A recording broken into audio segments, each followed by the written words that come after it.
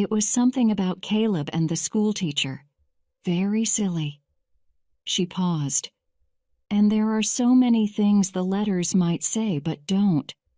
That's what is so strange. They don't seem to know any of the real things." "What do you mean exactly?" "Well, of course, there is plenty of adultery here and more, so why doesn't the writer use those secrets? What did they say in your letter?" "They suggested that my sister wasn't my sister." "And is she?" "Joanna is certainly my sister." She nodded. "That just shows you what I mean. I expect there are other things." She looked at me thoughtfully, and I suddenly understood why Limstock was afraid of Mrs. Dane Calthrop. For once, I was delighted when Amy Griffith's loud voice called, "Hello, Maud. I'm glad I've seen you. I want to change the date for the Red Cross sale. I must just go into the grocer's. Then we'll talk if that suits you. Good morning, Mr. Burton." "Yes, that will do quite well," said Mrs. Dane Calthrop. But Amy Griffith had already gone, and she shook her head.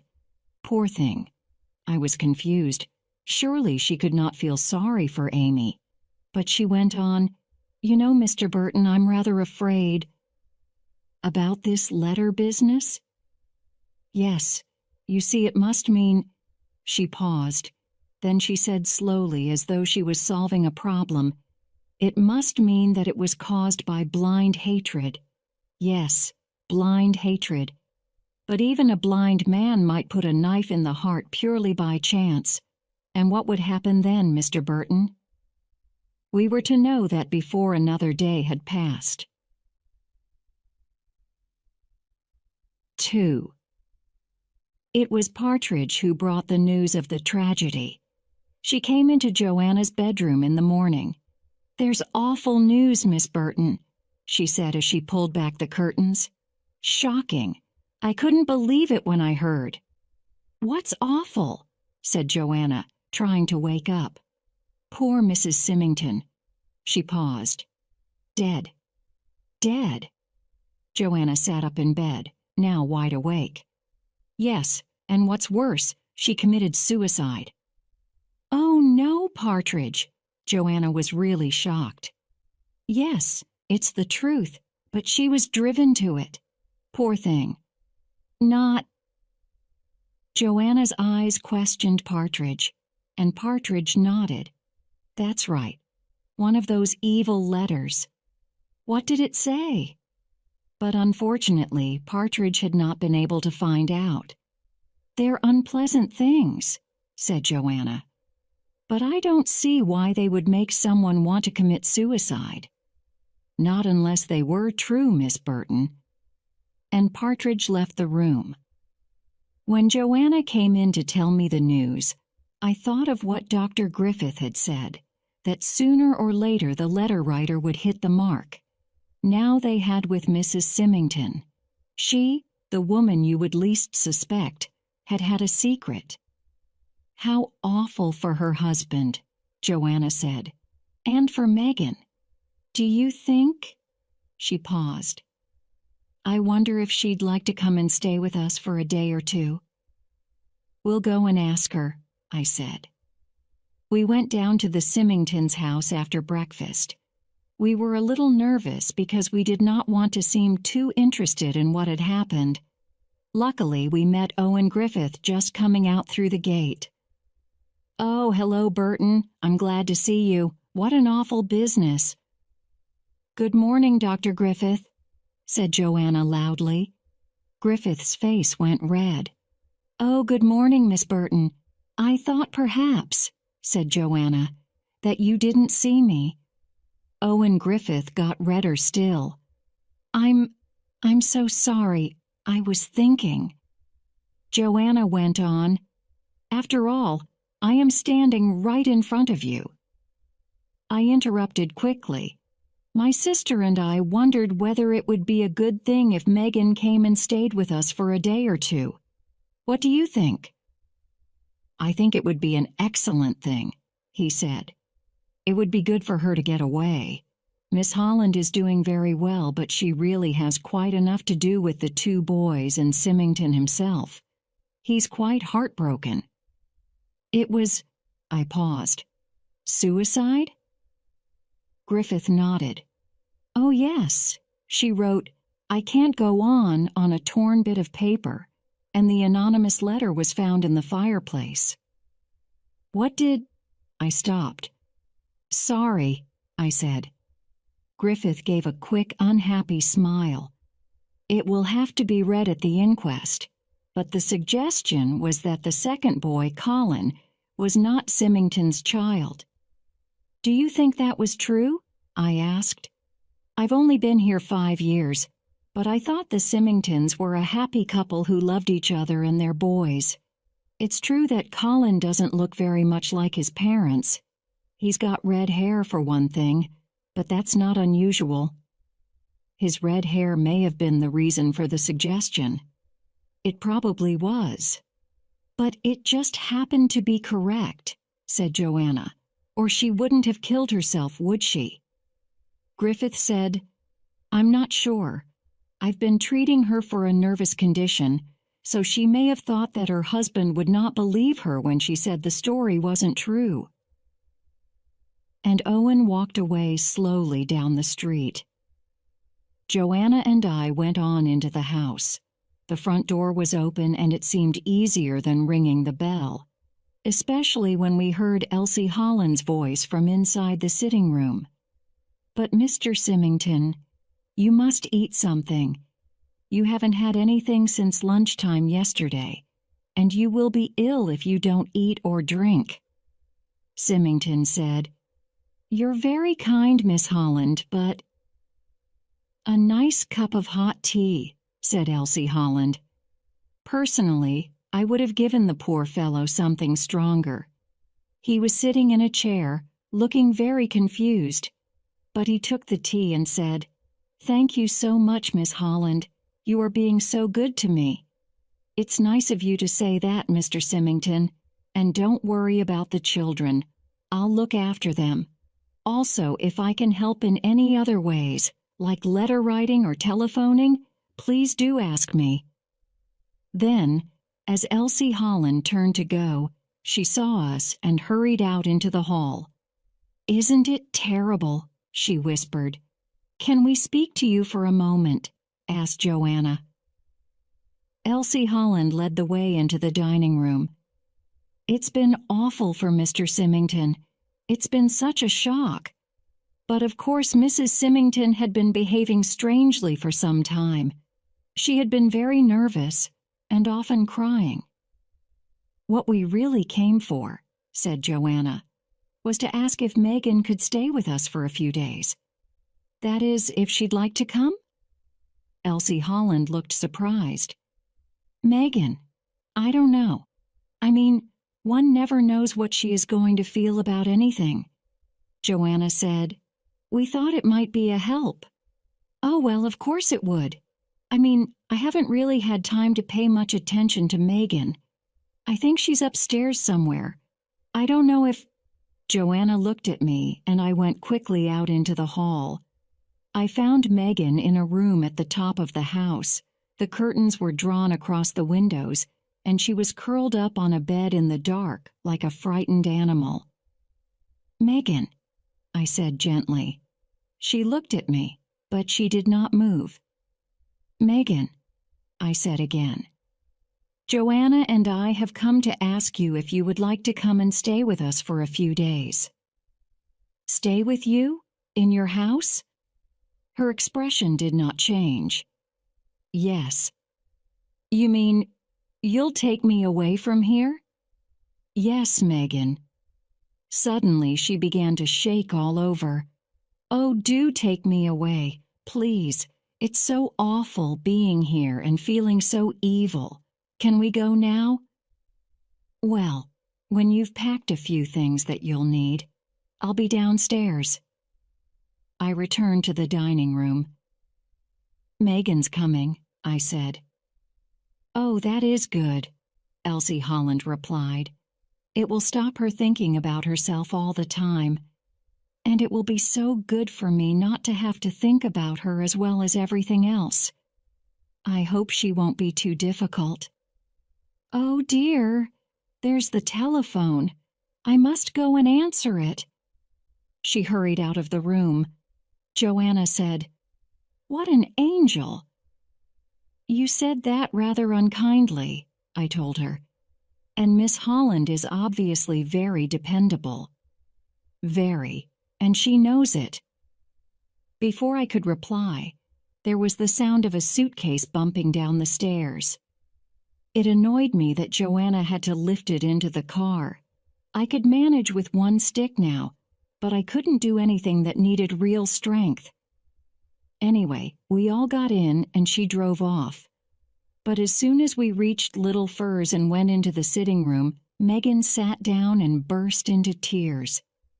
She cried loudly, like a small child, so I quickly left the room and went to find something that might cheer her up.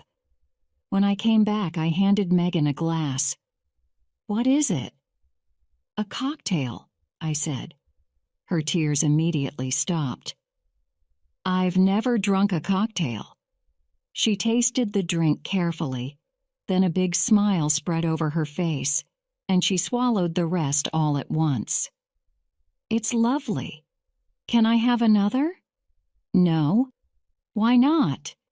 "In about 10 minutes you'll probably understand." "Oh," Megan turned to Joanna. "It is so kind of you to have me here. I am really very grateful." "Please don't be grateful," said Joanna. "We are glad to have you here. Jerry and I are so bored because we can't think of any more things to say to each other."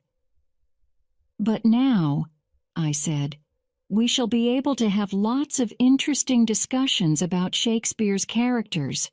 Goneril and Regan, perhaps." Megan suddenly smiled. "I've been thinking about that. They behaved badly because that awful old father of theirs always forced them to be so grateful. When you have to keep saying, 'Thank you,' and 'How very kind,' it would make you want to be very unpleasant for a change." "I'm afraid I always find Shakespeare very boring," said Joanna. "All those long scenes where everybody is drunk and it's supposed to be funny." "Talking of drink," I said. "How are you feeling, Megan?" "Very well, thank you." "Not at all confused. You can't see two Joannas or anything like that?" "No. I just feel as though I'd like to talk rather a lot." "Perfect," I said. Keeping a clear mind while enjoying alcohol is a great advantage to any human being. Chapter 6. The inquest was held 3 days later. The time of Mrs. Symington's death was put at between 3 and 4 o'clock. She was alone in the house. Symington was at his office. The maids were having their day off. Elsie Holland and the children were out walking, and Megan had gone for a bicycle ride. The letter must have come by the afternoon post. Mrs. Symington must have read it and been very upset, so she had gone to the garden shed, found some of the cyanide kept there for killing wasps, mixed it with water, and drunk it after writing those last words. "I can't go on." The coroner said that whoever had written that evil anonymous letter was morally guilty of murder. The verdict was suicide while temporarily insane. The coroner had done his best. Dr. Griffith also had done his best when he spoke about Mrs. Symington's nervous condition. But afterwards, walking through the high street, I heard the same hateful whisper I had begun to know so well. No smoke without fire. There must have been something that was true in the letter. She wouldn't have done it otherwise. And just for a moment, I hated Limstock. It is difficult to remember exactly what happened next, but I do know that several people called on us. Amy Griffith came on the morning after the inquest and managed, as usual, to annoy me immediately. Joanna and Megan were out, so I saw her alone. "Good morning," she said. "I hear you've got Megan Hunter here?" "We have. It's very good of you, but it must be so difficult for you, so I came up to say she can come to us if you like. I can easily make her useful in the house." "How kind of you," I replied, "but we like having her, and she wanders about quite happily." "I'm sure that's true. Wandering is all she ever does. But being so stupid, I suppose she can't help it." "Oh, I think she's rather an intelligent girl." Amy Griffith gave me a long look. "That's the first time I've ever heard anyone say that. When you talk to her, she looks through you as though she doesn't understand what you are saying." "She probably just isn't interested," I said. "If so, she's extremely rude." "That may be, but not stupid," Miss Griffith replied. "What Megan needs is good hard work, something to give her an interest in life. She's much too old to spend her time doing nothing." "It's been rather difficult for her to do anything much so far," I said. "Mrs. Symington always seemed to think that Megan was about 12 years old." "I know," Miss Griffith agreed. "Of course she's dead now, poor woman, but I'm afraid I had little respect for Mrs. Symington, although of course I never suspected the truth." "The truth?" I said sharply. Miss Griffith's face went red. "I was very sorry for Dick Symington when everyone heard about it at the inquest. It was awful for him." "But you must have heard him say that there was not a word of truth in that letter?" "Of course he said so. A man's got to protect his wife, and Dick would." She paused. "You see, I've known Dick Symington a long time." "Really? But your brother told me that you only came to Limstock a few years ago." "Oh, yes, but when we lived in the north of England, Dick Symington used to come and stay near us. I've known him for years." Her voice had softened. "I know Dick very well. He's a proud man and very private, but he's the sort of man who could be very jealous." "That would explain," I said, "why Mrs. Symington was afraid to show him the letter. She was afraid that he might not believe it wasn't true." Miss Griffith looked at me angrily. "Do you really think that any woman would swallow cyanide because of something that wasn't true? If an innocent woman gets some unpleasant anonymous letter, she laughs and throws it away. That's what I—" She paused suddenly and then finished, "would do." But I had noticed that pause. "I see," I said. "So you've had one too?" Amy Griffith looked straight into my eyes. "Well, yes. But I didn't let it worry me. I read a few words of it, then threw it straight into the waste paper bin." I wanted to reply, "No smoke without fire," but I stopped myself and went back to talking about Megan. "Do you know anything about Megan's financial position? Will it be necessary for her to earn her living?" "I don't think it's necessary. Her father's mother left her a small income, I believe. And Dick Symington would always give her a home. No, it's the principle that matters." "What principle?" "Work, Mr. Burton. Work is good for men and for women. The one unforgivable sin is idleness."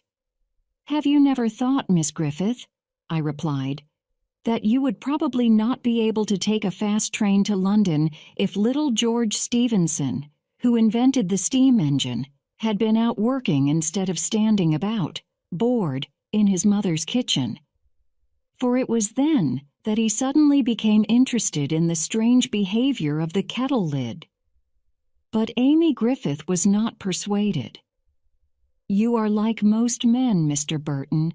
You dislike the idea of women working. And you are just like my parents.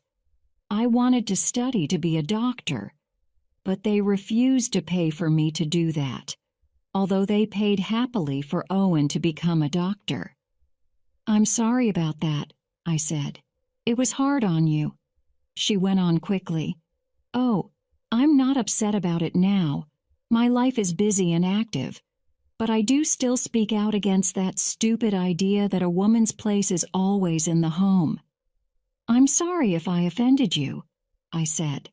And I don't think Megan's place is being in the home at all. No, poor child.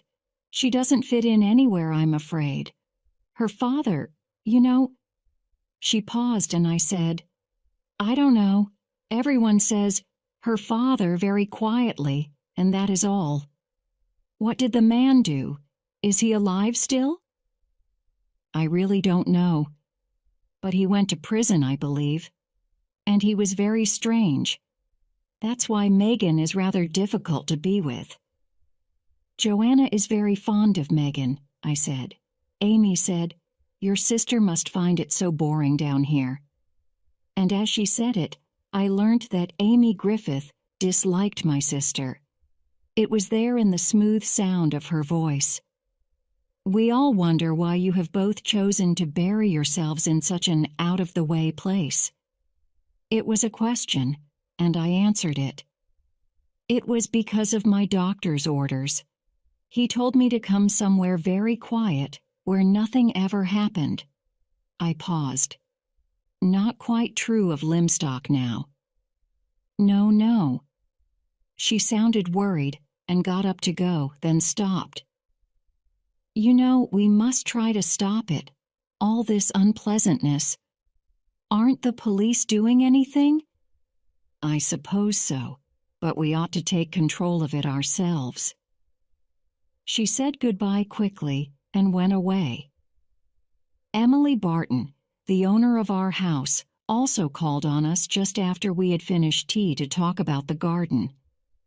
As we walked back towards the house, she said, I do hope that Megan hasn't been too upset by this awful business. Her mother's death, you mean?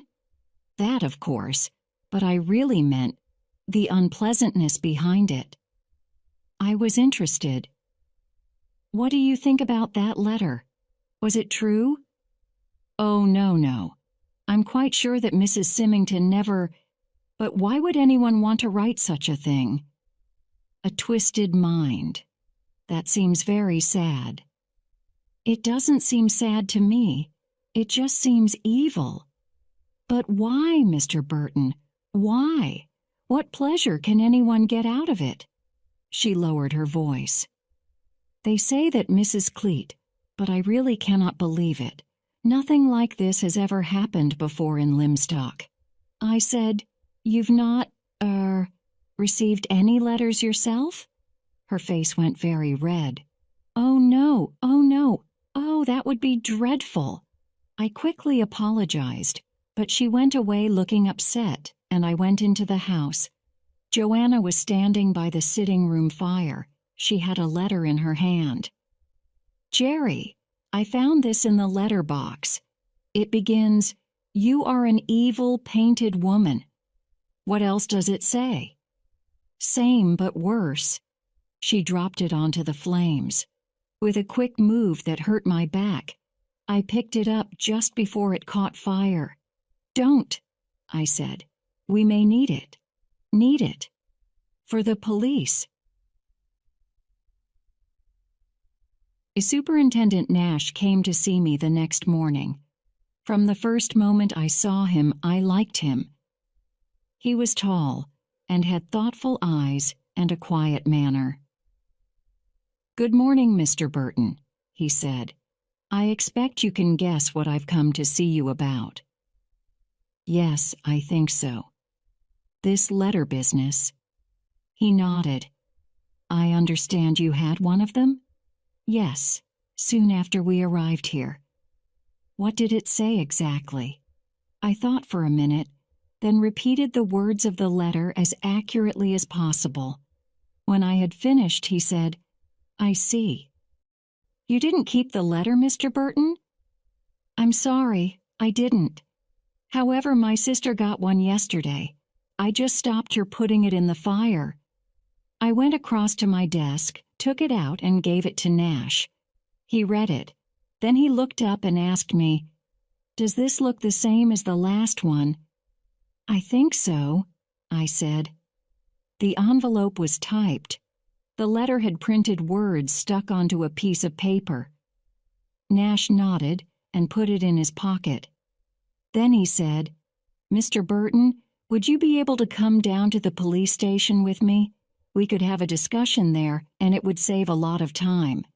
"Certainly," I said. There was a car waiting outside, and we drove down in it. At the police station, I found Symington and Dr. Griffith were already there. I was also introduced to another tall man who did not wear a uniform. "Inspector Graves," explained Nash, "has come down from London to help us.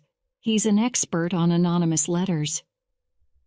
"They're all the same, these cases," Graves said in a deep, sad voice. "You'd be surprised. The words they use and the things they say." Some of the letters were spread out on the table, and he had obviously been examining them. "The difficulty is," said Nash, "to get to see the letters. Either people put them in the fire, or they won't admit to having received any."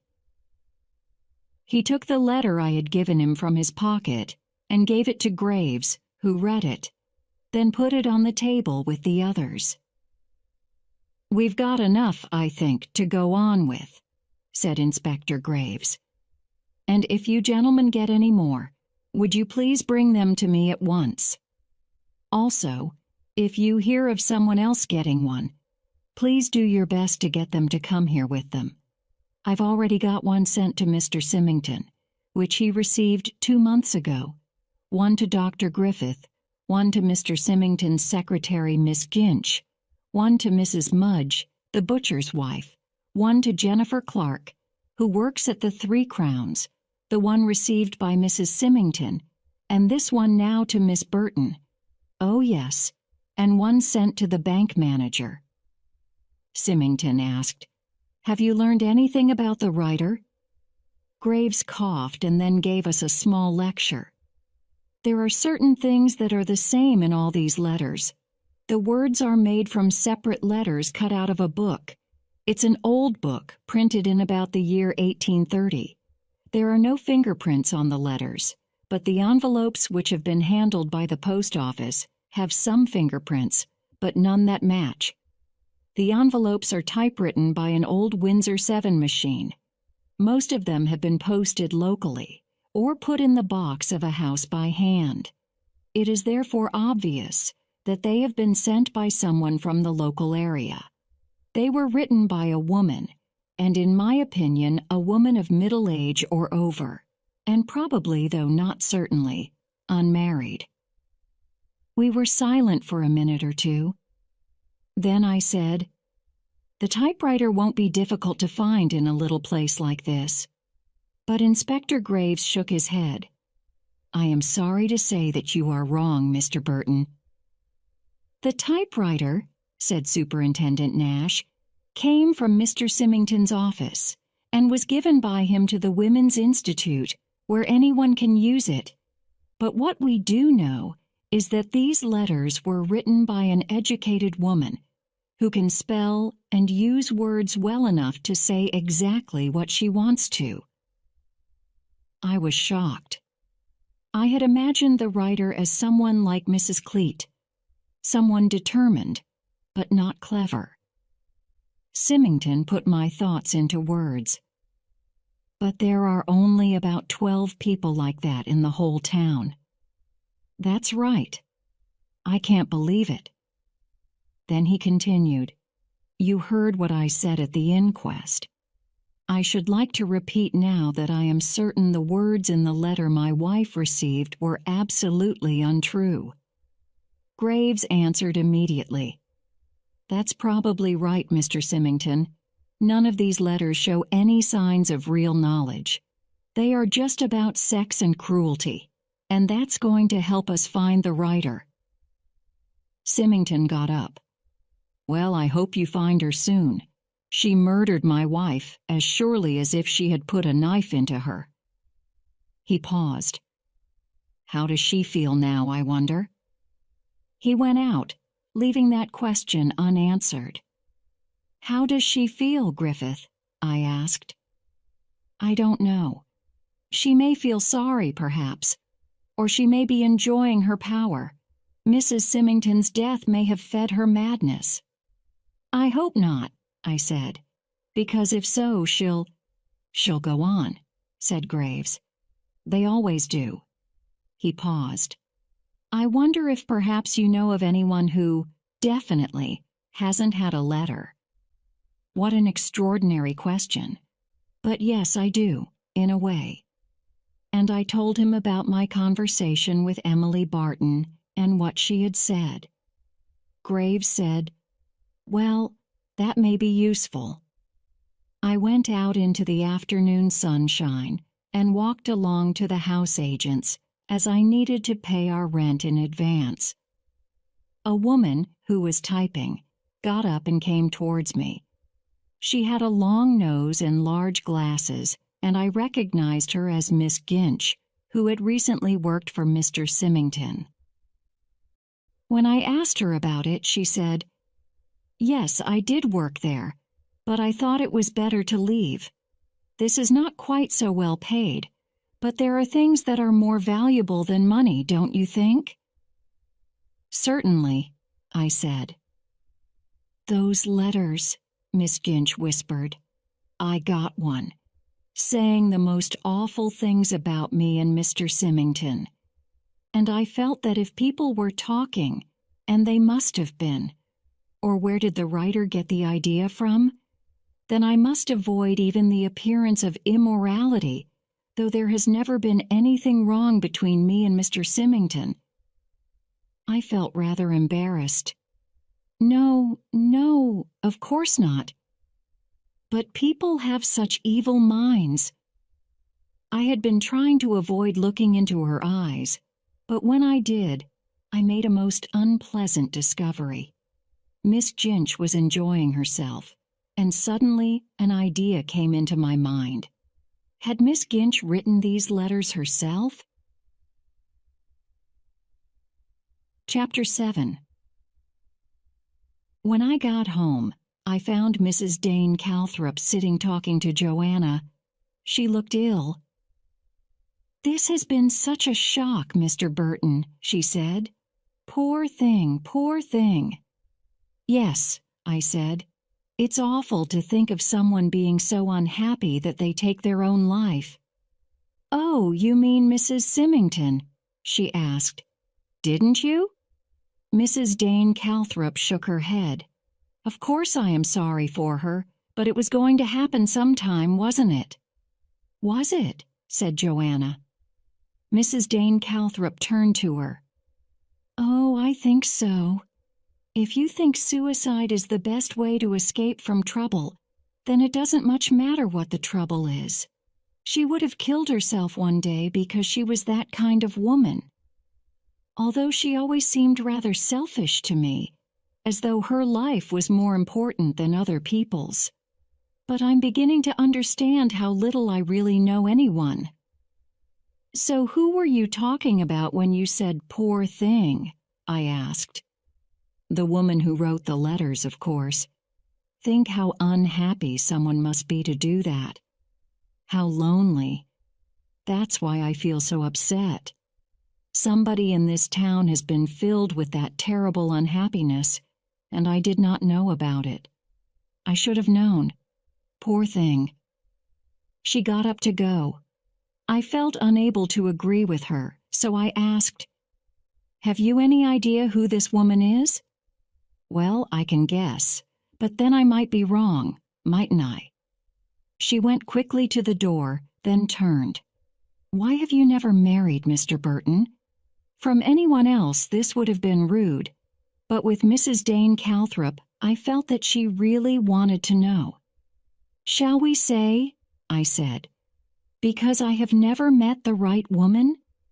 "We can say so," said Mrs. Dane Calthrop. "But it wouldn't be a very good answer because so many men have obviously married the wrong woman." And then she left. Joanna said, "I really do think she's mad, but I like her. The people in the village are afraid of her. So am I, a little." "Do you really think whoever wrote these letters is very unhappy?" Joanna asked. "I don't know what she's thinking or feeling, and I don't care. It's her victims I feel sorry for." It seems strange to me now that in our discussions about Poison Pen's state of mind, we missed the most obvious one. Griffith had thought she would be pleased with what she had done. I had thought she must be sorry. Mrs. Dane Calthrop had been certain that she was suffering. Yet the obvious reaction we did not consider was fear, because with the death of Mrs. Symington, the position of the writer of the letters was much more serious. The police were now involved, so it was even more important for the anonymous writer to remain anonymous. And if fear was the main reaction of the writer, other things would naturally happen. Things that I did not think about either, yet they should have been obvious. Joanna and I came down rather late to breakfast the next morning. That is to say, late for Limstock. And I was annoyed to see Amy Griffith standing on the doorstep talking to Megan. 9:30 is not the time for a morning call. "Hello there, you lazy pair," she called. "I just wanted to ask Miss Burton if she had any vegetables she could give to our Red Cross sale. If so, I'll get Owen to call for them in the car." Megan came back into the house and went into the dining room. At that moment, the telephone rang, and I went into the hall to answer it. "Yes?" I said. The noise of deep breathing came from the other end, and a female voice said, "Oh!" "Yes," I said again. "Oh," said the voice again. Is it Little Furs?" "This is Little Furs." "Oh," the voice said once more, then asked, "Could I speak to Miss Partridge for a minute?" "Certainly," I said. "Who shall I say?" "Oh, tell her it's Agnes, would you? Agnes Waddle." I put down the telephone and called up the stairs. "Partridge, Agnes Waddle wants to speak to you." Partridge appeared with a brush in her hand. "Agnes Waddle, whatever can she want now?" She put down her brush and came down the stairs looking very angry. I escaped into the dining room where Megan was eating bacon and eggs alone. So I opened the morning newspaper, and a little later, Joanna entered. "Whew," she said. "Is it true that there are no green beans at this time of year?" "August," said Megan, and got up and went out of the French doors onto the veranda. "Well, one has them any time in London," said Joanna. When I had finished my breakfast, I followed Megan outside. Standing on the veranda, I heard Partridge enter the dining room. "Can I speak to you a minute, Miss Burton?" she said. "I am very sorry that someone called me on your telephone. The young person who did it should have known better.